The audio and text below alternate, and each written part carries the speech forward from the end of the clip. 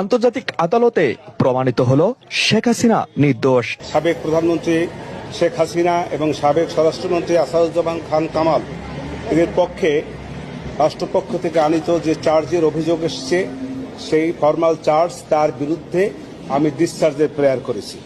আমি ডিসচার্জে তাদেরকে অব্যাহতির প্রার্থনা করেছি।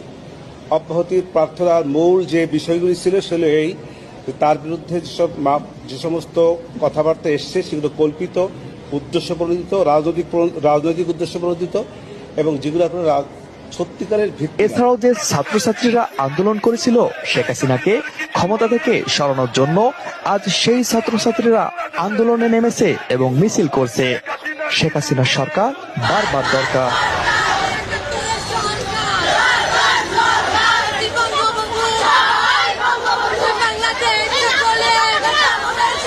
এদিকে ডোনাল্ড ট্রাম্প শেখ হাসিনাকে দেশে পাঠাবেন বলে প্রতিশ্রুতি দিয়েছেন।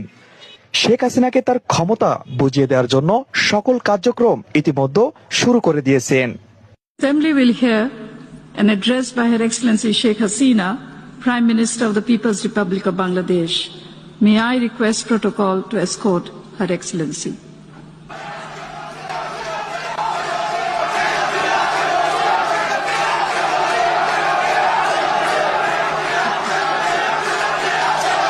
It's my distinct honor and privilege now to welcome Her Excellency Sheikh Hasina, Prime Minister of the People's Republic of Bangladesh, and I invite her to address the General Assembly.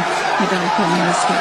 তো আপনারা যারা update দৈনিক চ্যানেলে সদস্য এখনো হননি, তারা অবশ্যই এখনই এই মুহূর্তে আপডেট দৈনিক চ্যানেলে সদস্য হয়ে যান। প্রতিদিনকার আপডেট পেতে এখনই আমাদের চ্যানেলটি সাবস্ক্রাইব করে রাখুন। জুলাই অভিশপ্ত না, অভিশপ্ত বাংলাদেশের রাজনীতি। বাংলাদেশের রাজনীতি নিয়ে যে বলবো ভাই, এখন বলবো, কালকে হয়তো আমার বাবা মা আমারে খুঁজে পাবে না। আমরা উপদেষ্টা আনাইছি, আমরা ইউসুফের সরকার বানাইছি, আমরা সেনাবাহিনীর হাতে সরকার দিচ্ছি। আপনাদের বলা আর এই যে নিজের গালে নিজে এইভাবে থাপ্পড় দেওয়া ভাই সেম কথা। বাংলাদেশে জন্মগ্রহণ করে আমরা করছি জীবন সবচেয়ে বড় ভুল।